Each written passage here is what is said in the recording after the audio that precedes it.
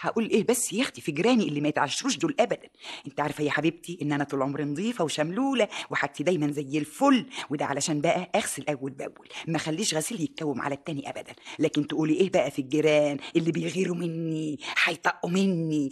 عشان انا نظيفه وشملوله. طب اهو عندك اول امبارح بعد ما غسلت ونشرت ونشيري كان زي الفل، ايه قلت ادلق الميه بتاعت الغسيل، رحت فاتحه الشباك على الاخر ودلقاها في الشارع.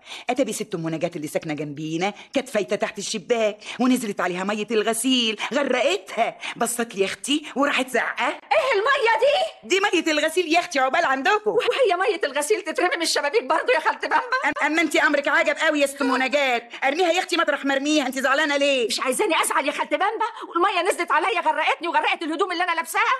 ولا تحملي هم يا ست ام نجاة. ما اعملش هم ازاي بقى؟ وحياة غلاوتك الميه نظيفه ومغليه كمان بصابون نمره واحد من اللي بالشيء الفلاني. يعني ايه صابون نمره واحد بالشيء الفلاني؟ مانيش فاهمه يا خالتي بامبا. يعني احمدي ربنا اللي هدومك اتغسلت ببلاش، كلها يا اختي ساعه ولا اتنين تقعديهم في الشمس تنشفي على طول وتبقى هدومك زي الفل. غلبتش يا اختي، اقوم ابص الاقي الست ام نجاة قال ايه تروح على الكراكون عدل وتعمل له مذكره، واللي في الكراكون يا اختي يعوموا على عمهم ويعملوا لي قال ايه محضر عشان بدلق ميه في الطريق العام. حق النبي ده يصح برضه بين الجيران وبعضيهم. واحكي يا اختي للراجل ابو سيد يقول لي: حد يرمي الميه في الشارع من الشبابيك يا بامبا؟ امال دورات المياه معموله ليه؟ يا اخويا اصلا انا كنت جنب الشباك، ايه بقى اللي هيوديني دورة الميه؟ هو انت بس غاوي تعبي وخلاص؟ يبقى تستاهلي تروح تشتكيكي وتحبسك كمان.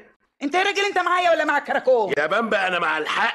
ترضي انت تكوني ماشيه في الشارع وحد يرمي عليكي ميه مش نظيفه؟ يستجري؟ طب والنبي ومن نبى النبي ده انا كنت اخلي اللي ما يشتري يتفرج. يبقى اللي ما ترضيش انه يتعمل فيكي يا بامبا ما يتعملش في الناس. ده غير ان الميه لما بتتكوم بتجيب الناموس والامراض، واحنا واجبنا ان احنا نحمي نفسينا يا بامبا من الناموس ومن الامراض. ازاي يا ابو سيد؟ ازاي؟ بان احنا ما ندوقش ميه في الشارع يا بامبا بالشكل ده، ما نضايقش جيراننا ولا ننشرش الامراض اللي الدوله بتصرف الكتير عشان تحمينا منها يا بامبا. شوفي يا اختي الراجل اللي بيغلطني عشان دلقت شويه ميه على ست ام نجاة، ده بدل يا اختي ما يروح يبستفها بكلمتين علشان ما رعتش الجيره وراحت اشتكتني في كراكون. لكن هقول لكم ايه، طول عمره كده واقف ضدي وما يجيش في صفي ابدا. يا عيني عليا.